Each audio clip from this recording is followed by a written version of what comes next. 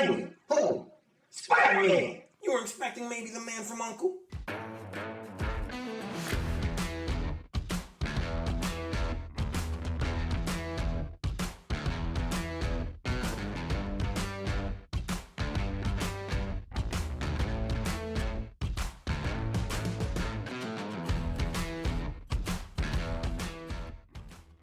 Welcome back and welcome to Season 2, Episode 21 of Me and My Friend Pete.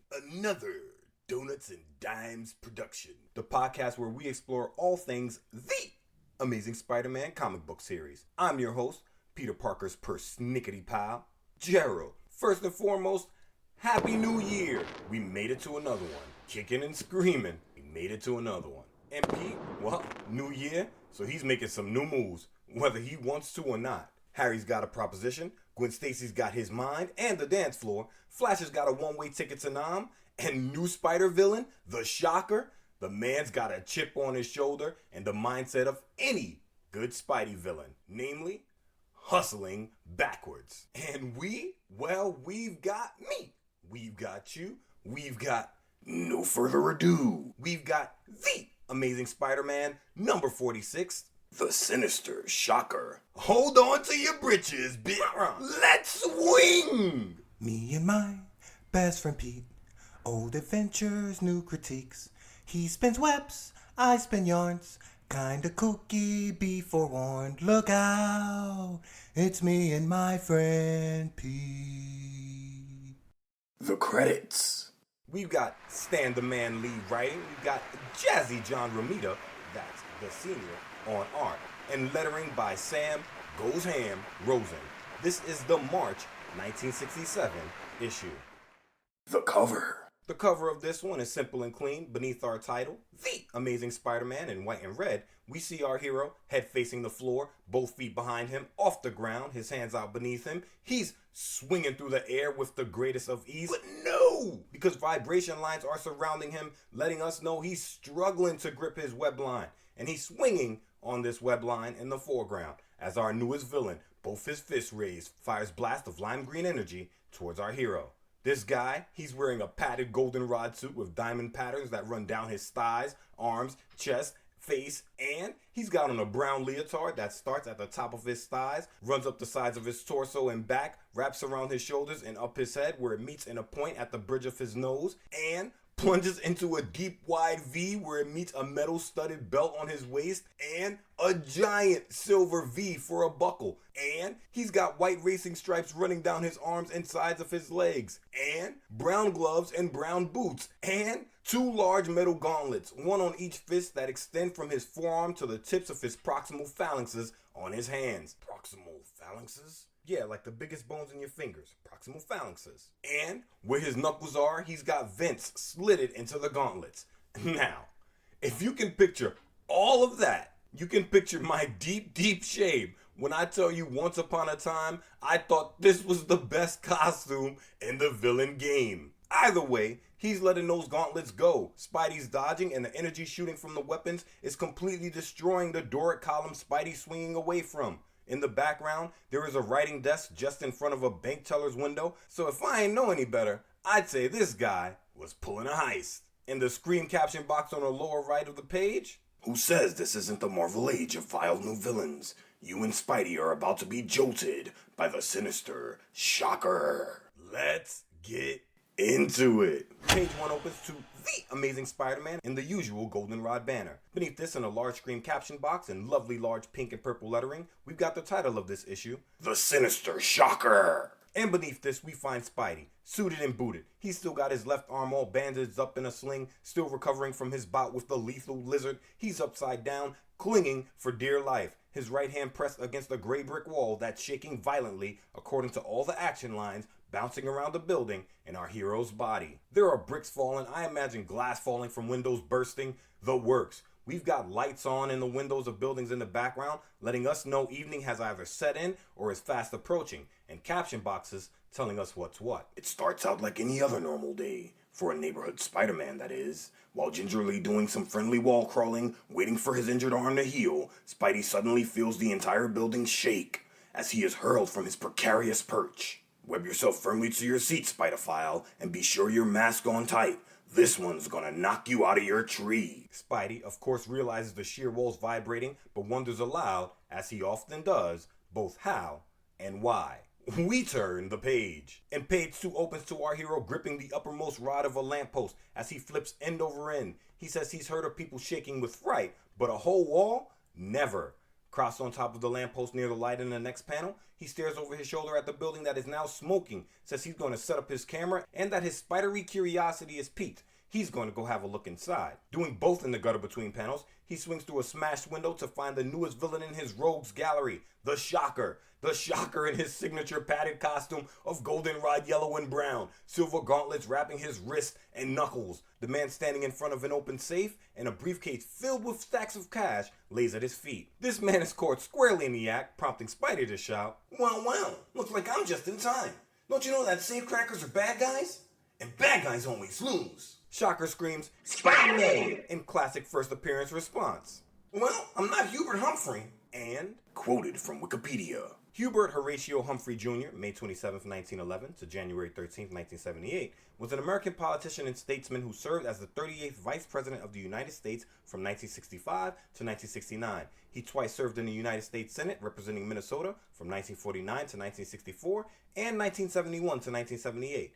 As a senator, he was a major leader of modern liberalism in the United States. As President Lyndon B. Johnson's vice president, he supported the controversial Vietnam War. An intensely divided Democratic Party nominated him in the 1968 presidential election, which he lost to Republican nominee Richard Nixon. Ooh, you suck! Some of Humphrey's career highlights include mayor of Minneapolis from 1945 to 1948, where he fought all forms of bigotry despite having a very small African-American constituency, making Minneapolis one of only a few cities in the United States to prohibit racial discrimination in the workforce. As a senator representing Minnesota, he successfully advocated for the inclusion of a proposal to end racial segregation in the 1948 Democratic National Convention's party platform. As Senate Majority Whip, being the lead author of the Civil Rights Act of 1964, and introduced the first initiative to create the Peace Corps and chaired the Select Committee on Disarmament. He ran 2 failed presidential bids, in 1969 and again in 1972, and served as the Deputy President pro tempore of the United States Senate, the second highest ranking official of the United States Senate after the Vice President. However, Humphrey fully supported the Vietnam War as Vice President,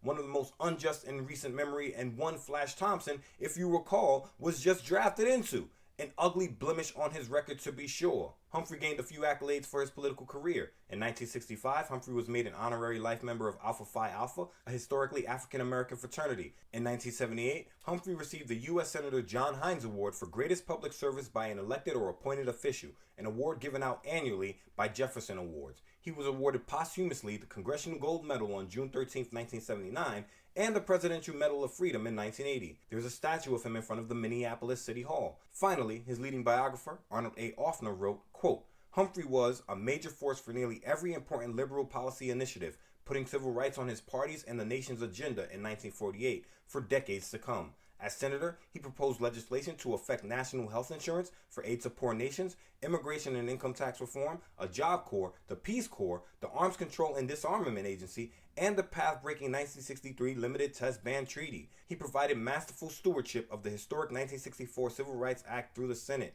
You learn something new every day. Thanks, Wikipedia! Back to, I'm willing to bet Shocker had no idea who Humphrey was in the slightest, nor cared. He shouts that he's going to ram the webhead's words down his throat. Spidey, on the opposite end of the room, calls BS, saying Shocker won't be able to do that unless he can punch clear across the room. But the Shocker doesn't need to be Mr. Fantastic. We get a close-up on his right hand in the final panel and watch as he pushes a button that sends a jolt of force clear across the room, flipping our hero upside down on the web he swung in on, the wall crumbling behind him as the new villain shouts that this is why they call him the Shocker. Spidey thinking the whole time, That sounds a whole show. He's got some gadget on his fist. It causes violent vibrations. It must be how he opened the safe. 3 opens to a stunning panel of Spidey landing with his full body weight on his right hand, left knee bent, right leg kicked out in front of him, crumbling wall behind him. Boy, I sure get the pick of the crowd. Just mind not to run into a joker strong enough to cause a brick wall to shake when he uses his power. Shocker, briefcase in hand, turns to make for the exit, shouting that if Spidey tries to stop him again, he won't go so easy. As Spidey thinks, he's cutting out with the money he stole. I've got to be careful. That vibration gives more fizz is like being kicked by a king-size mule. And speaking of kicks, and we got action. Namely, Spidey pushing off his right hand in the gutter between panels, landing back on that right hand, agility on, best ever, and ramming both feet into the Shocker's jaw, screaming. I don't get the feeling I'm mad at you. It's just that I hate anybody to skip around town in a jazzier costume than mine. Spidey thought it was a good costume too. I'm vindicated. He hit this man so hard. How hard did he? The briefcase popped open from the force, spilling bundles of money onto the floor. But the Shocker can give as good as he gets. Both hands free in the next panel, he shows he's a bit of a pugilist, throwing a wicked right cross that catches our hero on his injured arm, shouting, Alright, you asked for it, fool. See how you like a punch with a triple vibration shock at it. So the guy's thinking this through. He's probably heard of the King of Swing, and every swing he throws, he's gonna make sure he throws a little extra sugar behind it. Sugar? That's what we call seismic force around here. You ain't know? No. Either way, the hits keep on coming as the Shocker follows the right with a wild left uppercut that sends our hero's jaw north. The last position you want to be in a fight. Still jawing himself. I'm more interested in my stolen wealth than I am in battling my inferiors. I gave you your chance to escape unharmed. You would have been wiser to take it. The vibrant shock unit on my fist make my blows a dozen times more potent than normal. A dozen times! Stan, his obsession with 12 continues. On 4, we find Spidey on floor, back against the wall, massaging his skull. Oh, brother! That clown's as good as he says he is. And having to fight with a taped up injured arm isn't exactly helping my chances any. Shocker, pressing his advantage, tells the webhead not to move so his killing blow won't miss. But what's play 4 of the Golden Liability playbook? Back against the wall, Spidey's gonna leap. And he does! He pushes from the floor and rams all 170 pounds of his wiry frame into the Shocker's gut, head first, screaming. You can't say I didn't meet you halfway. Pardon my head, Shocker. Now that's, you can say it, using your head. And not done yet, Spidey follows this up with a right of his own, snapping the Shocker's head back. But the hit isn't flush. Spidey, realizing the Shocker's got some kind of gadget that helps his whole body vibrate, weakening Spidey's blow. The kid may just be in trouble. But then, before Spidey can draw back his one good arm to launch another blow, the Shocker strikes again with a double vibro smash. A little more sugar. The whole time, the Shocker telegraphing his next move. No one that lives can stand up to my twin punch. Not humble, that Shocker, is he? And with a double-fisted punch, he sends Spidey through the plastic wall behind him. This fight is over. 5 opens to Spidey in a pitiful state. His knees hooked over the now destroyed wall, his right arm above his head, his upper body laying in the rubble, knocked out as the Shocker, briefcase back in hand, exits stage left, monologuing the whole time about Spidey learning not to challenge his superiors, that his powers make him the most invincible human on Earth, that no one can hurt him because he can vibrate. Nobody, not even the sadder but wiser Spider-Man. Seconds later, Spidey regains consciousness, gripping his head, saying now he knows how a bell clapper feels.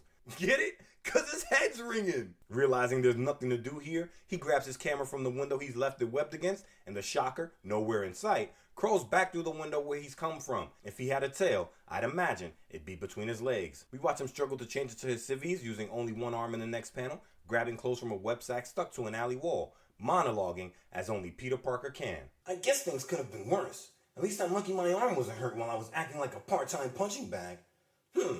It's healing pretty well now. Rocking a goldenrod jacket, SJB pants, brown shoes, and a white sling in the next panel, he walks down a main street saying he should still keep the arm from moving for a little bit longer so he can use it in his rematch against the Shocker. Still, worry creeps into Pete's mind. He says that the Shocker may be able to beat him with 2 hands, that whatever the new villain may be, he's not a pushover, before pushing the idea from his head and focusing instead on the Donuts and Dimes accounts. Well, I'm gonna get to the Bugle and sell my picks to Jolly Jonah while there's still news. In the final panel, as Pete strolls along, none other than Harry, nose in the air Osborn, pulls up to the scene in a white caddy drop top.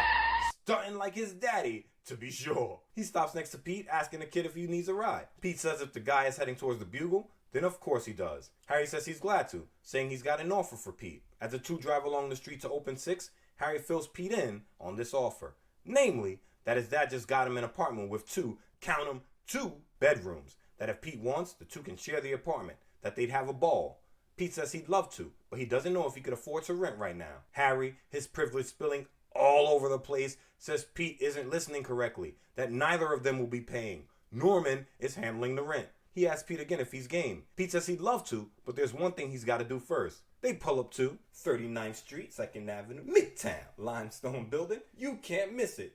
And Pete explains. I've got to find out how Aunt May would take it. You know I'm the only relative she's got, and she's sort of dependent on me. Let me check it out with her first as soon as she gets back. And thanks a million, fella. Harry says sure, that he'll wait to hear word. Pete, moving towards the Daily Bugle, glances over his shoulder in thought. It's funny the way Harry and I have become real good friends, without him ever suspecting who I really am, or that I'm the one who saved his father when he was the Green Goblin a while back.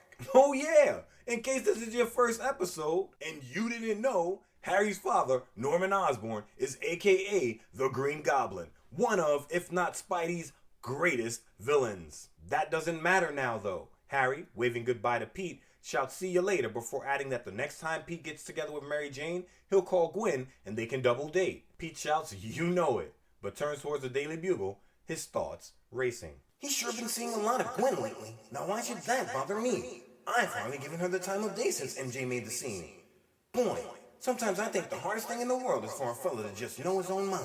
Not even noticing the blue bow-tied, goldenrod fedora, cigarette-smoking, dapper Dan mustache Frederick Foswell, who says hello, before going straight into a dastardly inner monologue as Pete continues into the building. He didn't hear me. Perhaps it's just as well. This is my chance to do something I've been wanting to do. I've always wondered how he manages to get so many exclusive photos of Spider-Man in action. I'm positive there's some connection between Parker and that wily web slinger, and this is my chance to disguise myself as Patch once more and tell him until I learn his secret. Something tells me there'll be a great story in it if my suspicions are correct. I want to knock Foswell for his obsession with finding out more about Pete, but I won't. Because to be fair, Foswell is a reporter, and curiosity is how he turns his donuts into dimes, and all he's really done is be a creepy weasel, only in thought so far. Either way, in the final panel, we see Pete's made it up the elevator and into the Daily Bugle offices, where he finds JJJ in a white shirt and purple tie. Jonah, feeling hood today, is smoking a Black and Mild when Pete walks up. Pete asks Jonah if he can see him. Jonah, dodgy as ever, says he's busy, until Pete points out that he's got some new pics to sell. Jonah says it's about damn time. On 7, he snatches the pictures from Pete and is nearly foaming at the mouth as he pores over them. Pete points out that this new villain, the Shocker, hasn't been photographed anywhere else. JJ replies, He looks like a nut. That's what he Sure says. sells newspapers. That's what I think. Not. So how about some bread? JJ, as miserable as he's ever been, tells Pete that if the kid's hungry, he should go downstairs to commissary. I was referring to scratch, long green, folding stuff, money to you.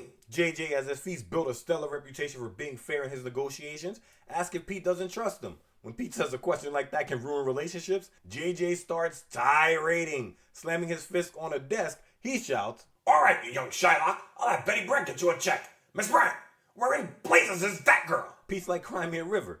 Later. Right now, you pay. So JJ does. Walking a kid back to his office, he takes a seat and cuts Pete a check, grabbing the receiver of his phone to call down to the press room. He wants them to stop the presses, of course, because he's going to squeeze these pics into the paper, probably with the headline, Spider-Man, Menace, on top. But turns out it's coffee break time in the press room as well, causing him to shout that he should get out of the news business and into raising coffee beans. Pete, unbothered by JJ's tantrum, turns to leave, all smiles. Thanks for the do, Mr. Jameson. Keep smiling, sweetie. He gets outside thinking he's got to meet Aunt May at the train station because she gets back in a few minutes, oblivious to Patch, Frederick Foswell's stooly alter ego, watching him from around the corner. I changed the patch just in time. Parker's leaving now. If I can stay with him long enough, he's got to lead me to Spider-Man sooner or later. It's impossible for anyone to always be on the spot to snap photos whenever that wall crawler is around, unless they're working together. And if they are, I'm bound to get the evidence if I don't lose sight of Parker. But Peter Parker's time may be running out faster than he suspects. For at that moment, in another part of town, we're back with the seismic Shocker as he trudges towards a secret base through what looks like an abandoned sewer tunnel entrance. Why not? Briefcase filled with money in hand, still talking to us and no one. Everything went perfectly. Nobody thinks much from here in all the abandoned law building. And if that menace on Spider-Man butts in again, I'll finish him for good next time. In fact, it might be a good idea to destroy him, just to show the world how powerful I am. Gotta tell you, Shocker, many men have tried. I wish you luck with that, but never gonna go against the home team. We turn the page and we're on The Infinity Page. Page 8. Just in time to witness Shocker enter a makeshift laboratory filled with all sorts of electronic gear and what looks like a miniature version of Dr. Doom's glow-eye from Amazing Spider-Man number 5.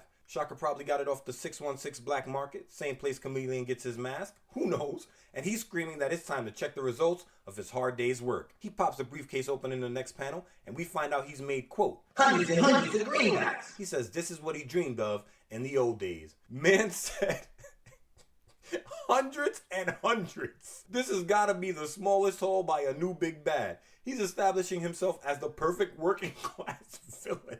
But wait, did he say he always dreamed of this in the old days? Does that mean we get a villain origin? We get a villain origin story. I remember how it was before I gained my great vibrating power. I was just a 2-bit safecracker, bumbling, frightened. And we see the Shocker, real name still unknown, on one knee, in an olive suit, maroon flat cap, and brown loafers, his left hand pressed against the safe, his right turning the vault's knob. At his feet, an open doctor's bag filled with safe-cracking equipment. Looking over his shoulder, he says he's a 2-time loser and he can't afford to get caught again. A moment before Joe and Tomas bust into the room, flashlights and guns drawn to the scene by the nitro the Shocker used. He blew the doors off this safe, to be sure. The Shocker realizes he doesn't have a chance to escape, and he knows it. He surrenders, and he's carted off to prison, where we find him cross-legged in a cell, red pen in his right hand, a stack of papers in his left. Since I was good with tools, they put me in a prison workshop. But I had only one thing on my mind during all those long, endless months. In the cell, he thinks that if he ever gets out, he'll do things different. Not stop being a criminal, of course, but instead, he's going to design tools that ensure he's never caught again. Tools that allow him to crack open a safe silently and in seconds. But while working on my tools, a 1 in a million inspiration hit me. We see Shocker at a workbench next, soldering iron in hand, as he thinks it'd be better to create a device that shakes a safe door loose instead. If only he can learn to control the vibrations, that he's lucky no one knows what he's really working on. Then, months later, my device was ready. In the dead of night, when my chances were the greatest, I used it against the brick wall, leading to freedom. We see Shocker still in prison greens, using his new device, blowing a hole in the prison wall. Question: why would the prison allow him to work in its workshop unsupervised in the dead of night? Answer simple: it's comic books. Let it go and come on. It worked. It worked better than I could have dreamed. The wall was shattered within seconds, but I was almost injured too bad that we could run through it. In the final panel, the Shocker struggles from beneath the rubble and out of the prison as I imagine the guards sleep soundly in their beds. 9 opens too. And work on it I did. Hour after hour, day after day, week after week, until finally, just a short time ago, we see the Shocker, a white button-up on now, working on his stylish brown and goldenrod suit as the costume's boots and silver belt sit next to it. We learn now how the Shocker was able to take Spidey's blows as he screams, "It's finished! The foam line fabric and heavy boots will absorb any future shocks." Adding, "While my belt will contain a lifetime battery for a permanent power pack." The cover date of this comic is March of 1967. The ability to create seismic shocks aside, the Shocker has just created a portable battery that, if patented and sold, could be worth millions to him. Instead, he wants to crack open safes. Move over, Lincoln, O Vulture. We've got another tale of a villain hustling backwards. But at least they always do it with style, because a moment later, we get a close-up of the Shocker's right gauntlet. It extends up his forearm and wraps around his fingers with a small trigger he can press when he balls a fist with his thumb as his monologue continues. By locating my private shock units within my middle knuckle plates and making them thumb operated, I knew I had made myself unbeatable. And of course, all this completed, he stands in an action pose, his left hand held forward facing us, his right pulled back, both with their fingers on the triggers, suited and booted, as he shouts, "And from this day on, the Shocker has proven himself supreme. No one that lives can stop me." As far as origin stories go, not the worst. It's definitely not the worst. Meanwhile, at the newly constructed Penn Station, Mrs. May Parker waits for her beloved nephew. May, her hair in a tight bun at the base of her head, wears a green sequin jacket, maroon hat, and a hand to her chin. She's wearing a worried look on her face as well, as she wonders aloud how she's going to break the news to Pete, who comes strolling up through the bustling crowd a second later, shouting her name. May turns, says hello, spots Pete's arm in a sling, and I imagine damn near faints as she asks what happened. Pete, smiling, replies, "Nothing, Aunt May. Just a little sprain. It'll be okay in a day or so. Say, you look wonderful. The rest must have been good for you." She throws her arms around her nephew's neck in the final panel. She says she had a wonderful time, but she's got something she wants to tell him. Pete asks her to hold on because he has something he wants to tell her, but when he spots tears in her eyes, drops what he has to say, asking instead, what's wrong? May says nothing, except she's worried about him. So what else is new? Still, Pete asks, why is she worried? Tin opens to Pete, May's briefcase in hand, escorting May through Penn Station as she explains. Such a gentleman. May says she knows the kid's dependent on her, but Mrs. Watson asks her to move in together since Mary Jane moved away. She says that she'd love to do it, but she doesn't want to leave Pete alone. Pete, lost in his own thoughts about moving out, is snapped out of his trance when hearing this. When May says she doesn't want Pete to be upset, Pete grabs both her hands in his and replies, all smiles. Upset me? Mrs. May Parker, it's time you thought of yourself for a change. Staying with your friend Mrs. Watson would be just what you need. You'd have company, and someone who'd always be there to look after you when you need it most. May, of course, asks what Pete's gonna do, and he's got an answer for that too. I'm not a child anymore, Aunt May. It's time I was getting out on my own. I'll share an apartment with Harry Osborn, one of my classmates. And that means you can sell the house and have enough money to live comfortably for the next few years. May, a small smile on her face, says she's glad he's taking this in stride. Thus, a short time later, Pete and May have reached their Forest Hills neighborhood where they find Anna Watson in a powder blue cashmere sweater, shirt, and skirt, and the incomparable Mary Jane Watson in a white leather jacket, tight purple shirt, and a fire purple and orange skirt. Both women are on their porch, style flaring. Anna tells May to come in and tell her all about her trip as May and Pete drop the news that May will be moving in with the lady. As the two women talk, Pete pulls MJ away down the porch and out of earshot. He asks, As for you, young lady, what say we skip over to the Silver Spoon to celebrate? if you recall, the Silver Spoon is the gang's new hangout spot. And my boy wants his time. MJ, always down to chill, replies, Celebrations are my favorite people, Dad. Let's cut out. in no time at all, in the space between panels, the two have made it to the Silver Spoon where they meet up with Flash, Fashion on Trash Thompson, and Harry Nose in the Air Osborn. Flash, of course, throws a shot, asking where MJ picked up the son of Frankenstein. MJ, a quipper in her own right, says, Bela Lugosi rented him to me, but don't get him riled till after he's paid for my soda here. for a spotlight on the King of the Monsters, Bela Lugosi, you've got to go back and check out Season 2's 13th episode, just a guy named Joe. or The Tale of the Befuddled Bruiser, the most comic-y comic book of all. the GOAT Steve Ditko's final episode on ASM for the record. Back to MJ asks what the guys are up to, and Harry says they're about to spin a few platters. Translation? Eat. Flash tells her not to worry. The straws are on him. The two enter the restaurant and walk past the heartthrob Gwen Stacy crushing the game in a red and black Harley Quinn designed mod shirt with matching red skirt. Harley Quinn got her style from Gwen. I can't be deconvinced. Pete does a double take, I'm sure. His eyes falling on Gwen, he thinks, It's Gwen. I didn't recognize her at first. Look at her go. But why am I so surprised? I never figured her for the wallflower type. MJ, spotting Gwen living her best life, says, Gwen's not bad, Dad. Not good, maybe. But not bad. MJ's, you can say it, a hater. In the final panel, the man with the trashy fashion joins Gwen on the dance floor as Harry, Pete, and MJ talk in the foreground. MJ leaning with her arms on Pete's shoulders. It's a great, natural pose. I love it. JRSR, working. Harry tells the two that Flash's farewell party is going down right here at the Silver Spoon as soon as the kid gets his induction date. That they want it to be a big deal because Flash is the first person out of their crew to be drafted. Pete says they've got to make it a good one for Flash. MJ, horn dog that she is, says there's something about a man in uniform. Somebody get the fire hose. As Pete thinks, I wonder how her Spidey costume would grab her. 11 opens to random blonde male character number 1 entering the restaurant, a Daily Bugle in hand, shouting at ESU's in crowd. Hey, gang, did you see the Bugles Extra? Some nut named the Shocker made a monkey out of Spider-Man. Flash, Spidey's greatest booster, calls BS immediately. He says that'll be the day when random blonde male character says there are pictures and all. Flash says the pics are fake or Spidey wasn't trying, because if he was, he wouldn't lose. With friends like these, who needs anemones? What? You get it or you don't? Anyway, as Pete watches MJ trying to steal the spotlight from Gwen, he thinks, as he often does, that if Flash ever found out he, Peter Parker, the bookworm extraordinaire, was Spider-Man, Flash would probably lose his mind. Before asking MJ if she wants to split a two-scooper with him, which I assume is like an ice cream sundae or something. But MJ declines. She says she can't be expected to leave while the jukebox is jumping. And since you can't shake up a storm with your wing in a sling, I'll take a rain check till the coins run out. Pete, itching for a rematch with the Shocker, takes it on the chin, saying he'll see her later. He turns to leave, but before he goes, lets an ecstatic Harry know that the two are going to be roommates soon, before Gwen pulls Harry away to dance. Back out on the street, the smile Pete's been wearing the entire time surrounded by friends is gone. Kind of a drastic switch in mood, but one I can definitely relate to. Being on around people is kind of necessary, and a lot in this civilization we've built and been thrust into. And Pete's proven himself to be a little bit more than a neurotic, and more than a little bit of a loner. No doubt he loves his friends, but I can't help but think he's always a little relieved when it's over. You're pontificating. Back to Pete's thinking. And that's that. Boy, Gwen never looked more gorgeous, but she sure didn't knock herself out falling all over me. What's wrong with me anyway? With a bombshell like MJ in the picture, I'm still not satisfied.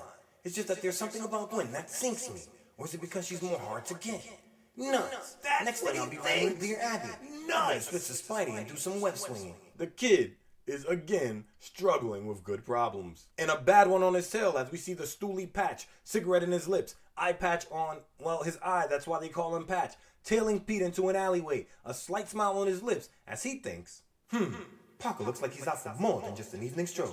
I've a hunch Patch is about to learn his connection with Spider-Man at last. why is he calling himself Patch in his mind? Why didn't he just say, I'm going to learn the connection with Spider-Man?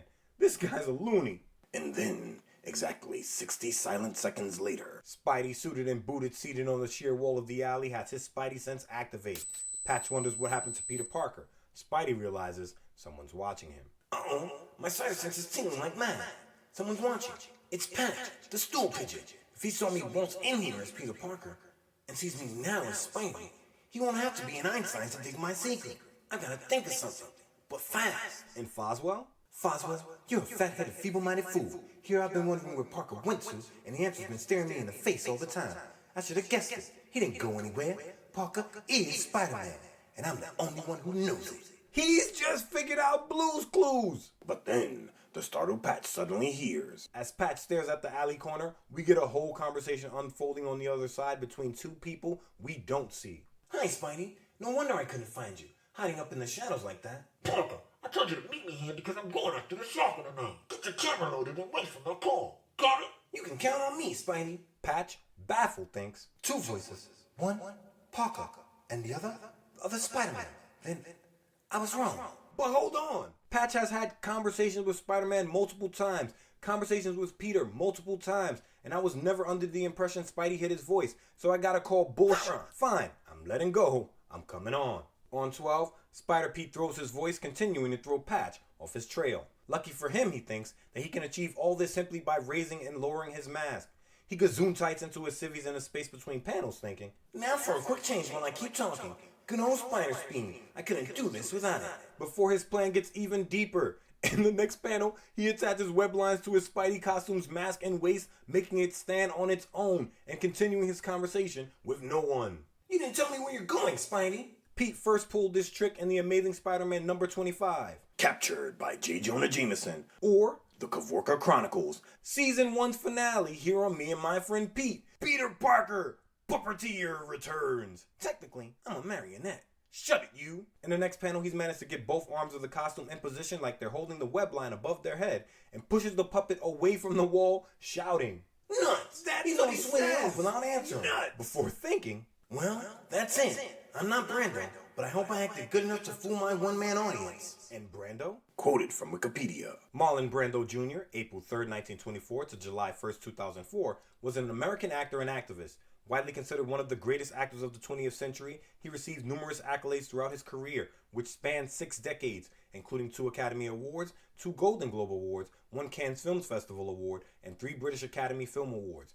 Brando is credited with being one of the first actors to bring the Stanislavski system of acting and method acting to mainstream audiences. Brando was so good for so long, it'd take a whole other podcast to describe his career, but my favorite Brando movie is On the Waterfront, where he plays a boxer who threw a fight, lost his career, but found redemption by being the guy who not only put himself between the people and the danger, but also got the people to stand up to the danger themselves. I've seen him in gangster movies, I've seen him in cowboy flicks, I've seen him in toxic bad romances, I've seen him in action movies, I've seen him in a Superman movie. The only thing I've never seen is a bad Brando performance. His controversial personal life and actions saw him being both a stalwart activist for communities of color, Native Americans, homosexuality, the poor, the unhoused and soon to be unhoused, children's rights, the rights of developing countries, and vilified, hated, and envied by co-stars, castmates, and production crews as a spoiled brat of a man. Nobody is one thing though, And all said and done, I think he's a great example of using your power and platform to shine light on real issues happening in the world despite your personal successes. Thanks, Wikipedia. Back to Patch Dumbstruck falls deep into his thoughts. I almost made a kick-sized jackass out of myself. How could I have thought a teenage nobody like Parker could actually be Spider-Man?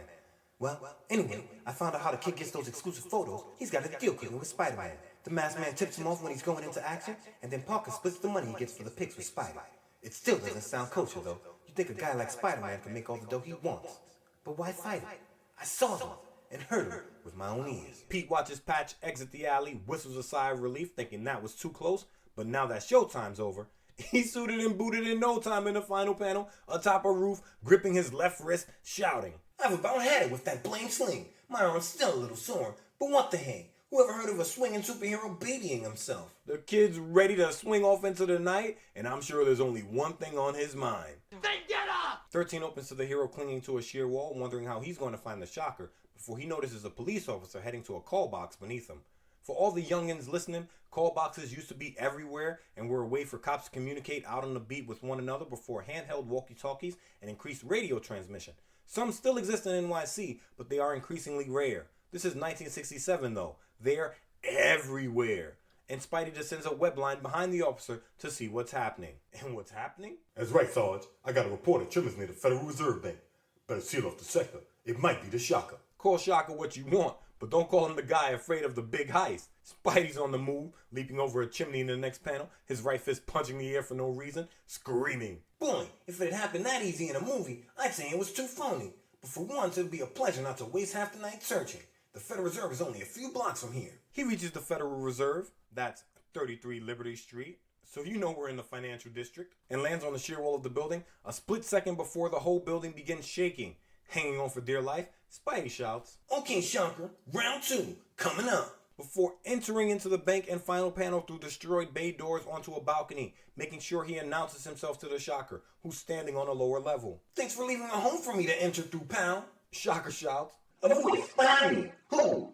Spider-Man! You were expecting maybe the man from Uncle? For a spotlight on the Man from Uncle, check out Season 2's 12th episode, Clanging and swinging and banging. here on Me and My Friend Pete. Back to, do we got action? Got action.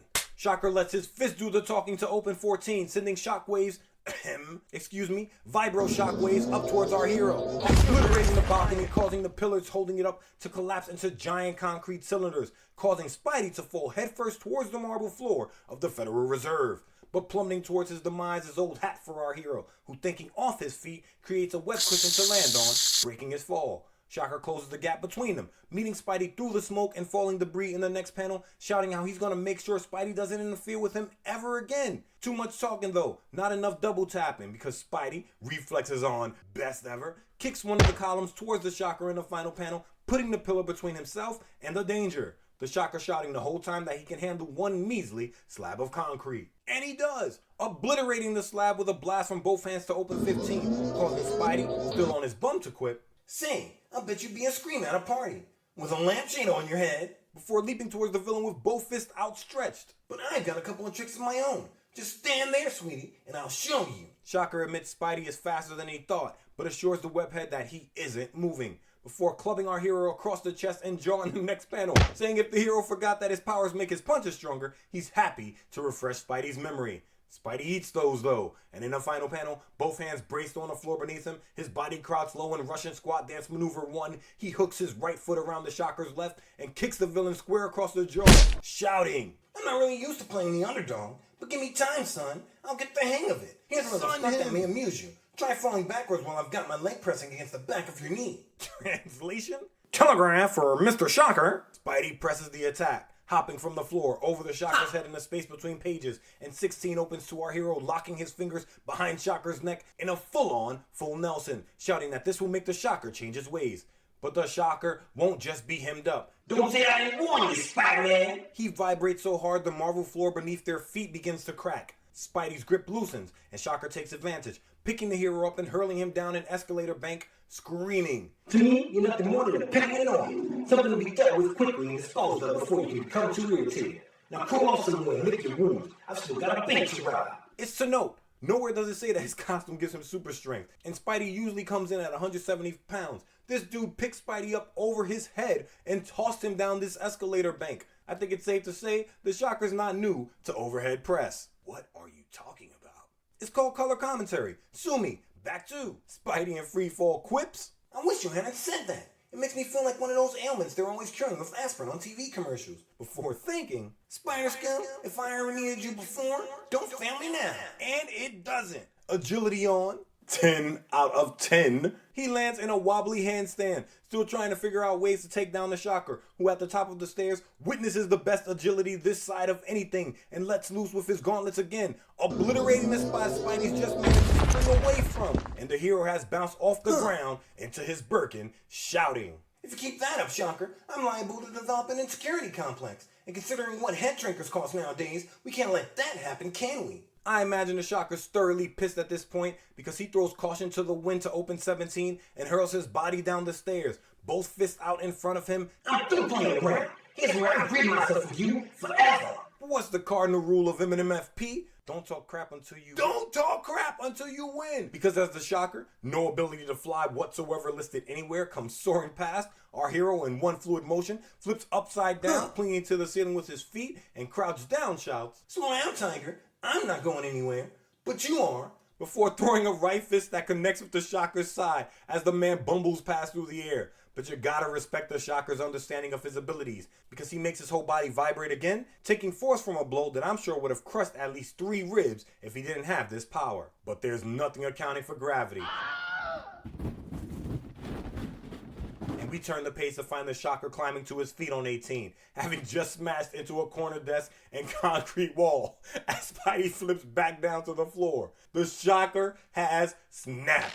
Before you can reach me or manage to run away, I'll hit you with a deadly full intensity double shot blast. So very well, my Sleeper, your vital lock has just ended, and the curtain is ascending for the last time. Both thumbs raised, he breaks the cardinal rule of the villain playbook. What's the... You know the Ozymandias rule. Don't monologue until the bomb has gone off 30 minutes ago. Spidey, oblivious to how the Shocker's powers work until this very moment, carpes the diem and fires blast of webbing from both shooters towards the Shocker. Does Spidey get the hit? Of course he gets the hit. And what was he aiming at? Your Shocker gizmos won't work if your thumbs can't touch those crazy control buttons. Right? Spidey webs this man's thumbs with thin but strong strands to his biceps in this, our Panel of the week. The Shocker, staring down at his hands and trying to flex his thumbs, I'm sure shouts, My thumbs, I can't move them. and Spidey's on him. He closes the distance in the space between panels and hits this man with a downward right cross that snaps the Shocker's head back and jaw north, talking his smack. That's the whole idea, mister. And it means you can't cushion this little love tap, can you? Don't bother to answer. This fight is over. In the final panel, Spidey kneels down next to the unconscious villain of the week and slips the gauntlets from the man's hands, still talking smack to the sleeping villain. You know how petty you gotta be to smack talk someone who can't hear you? As petty as a one King of Swing from Forest Hills, Queens. I love this scene because it makes me think of the scene in Rush Hour when Carter says, Wipe yourself off, man. You dead. A few seconds later. 19 opens to Spider-Man retrieving his camera from a webbing strand, one knee raised, ready to leap from a rooftop, looking over his shoulder at the Shocker, unconscious in a webbing sack, suspended from who knows where, still talking smack to an unconscious person. Thanks for the picture, Shocky. Now you'll be nice and comfy there until the police arrive, won't you? Smile, darn it. That webbing's more expensive than you think. We find our hero swinging high above the city in the next panel, monologuing about how the Shocker, without his gauntlets, is little more than another cheap hood. He goes on to shout to no one that it's nice to have things go well for a change, that he's got his picks, he's got his villain, and his arm is as good as new. It's Wellville. Not only is Spidey delighted with the way things worked out, but even Stan and John are relieved for once, and we've a hunch that you don't mind for yourself. Right, Tiger? Anyway, the next morning heralds the dawn of a new day, and of a brand new chapter in the life of our friendly neighborhood Spider-Man. I don't mind at all.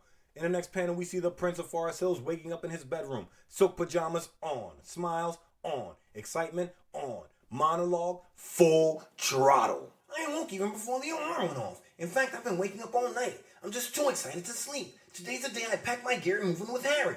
My own pad at last.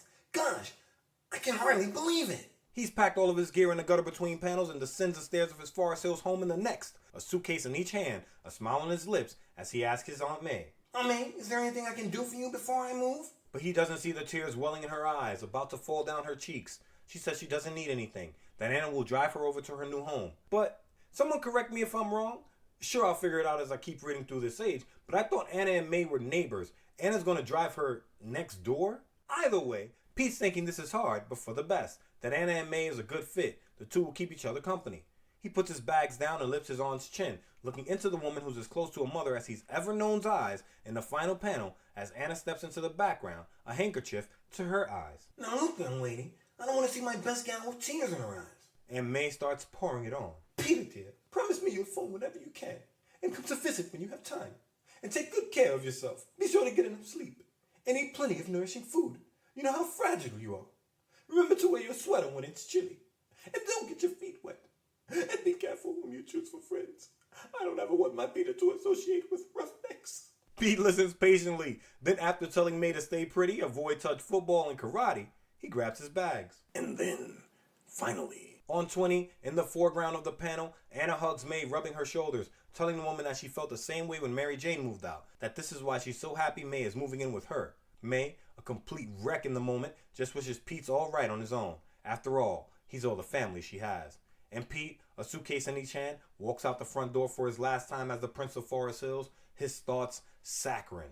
I never knew my mother, but she couldn't have been sweeter, or gentler, or more wonderful than Aunt May. The way she always worried about every little thing. That's why I could never let her learn the truth about Spider-Man.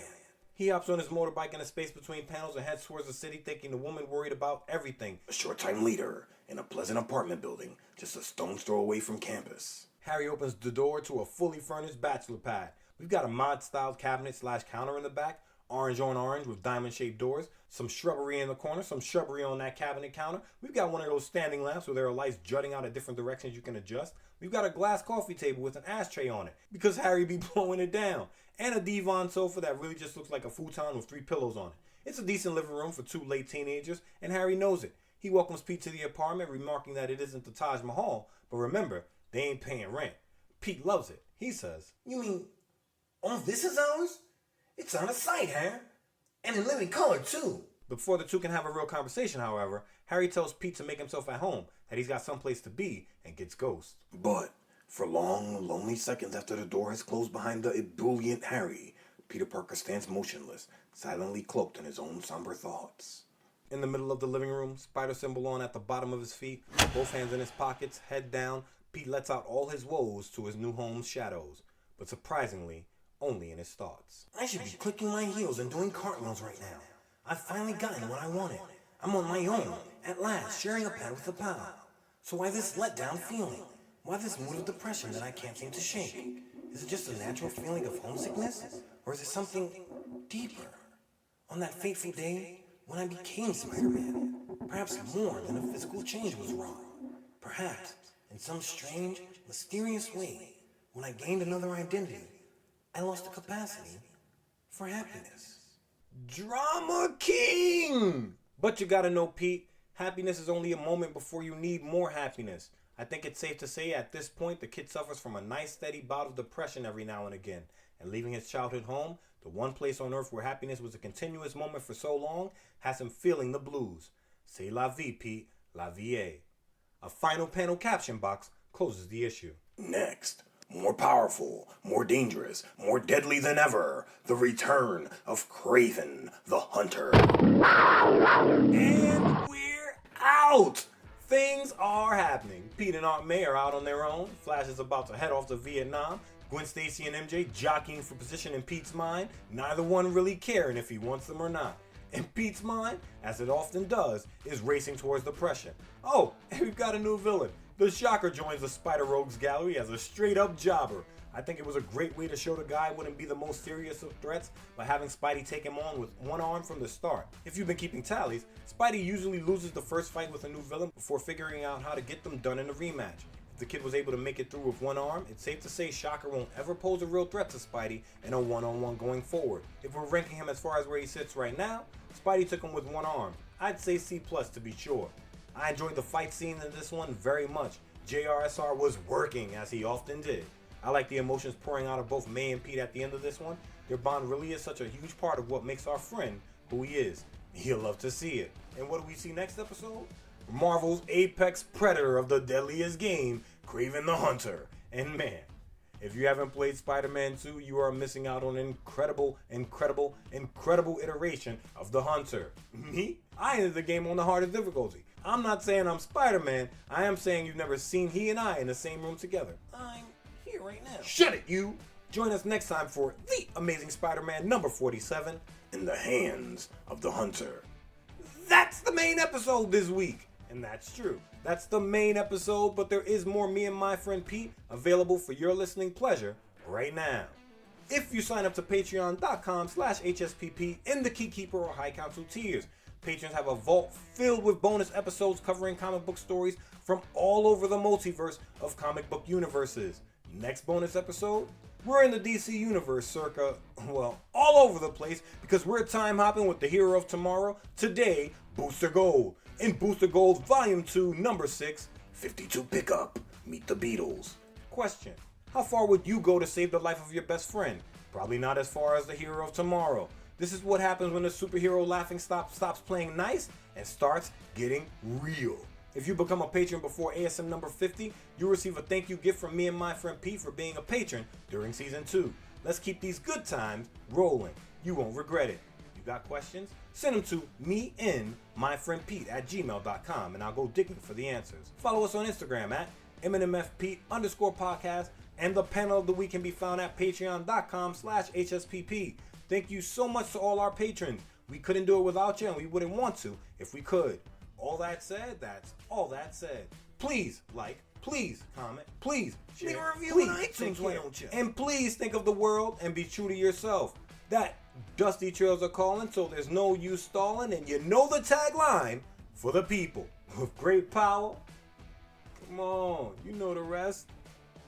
Make sure you're being responsible. Happy New Year. I'm out of here.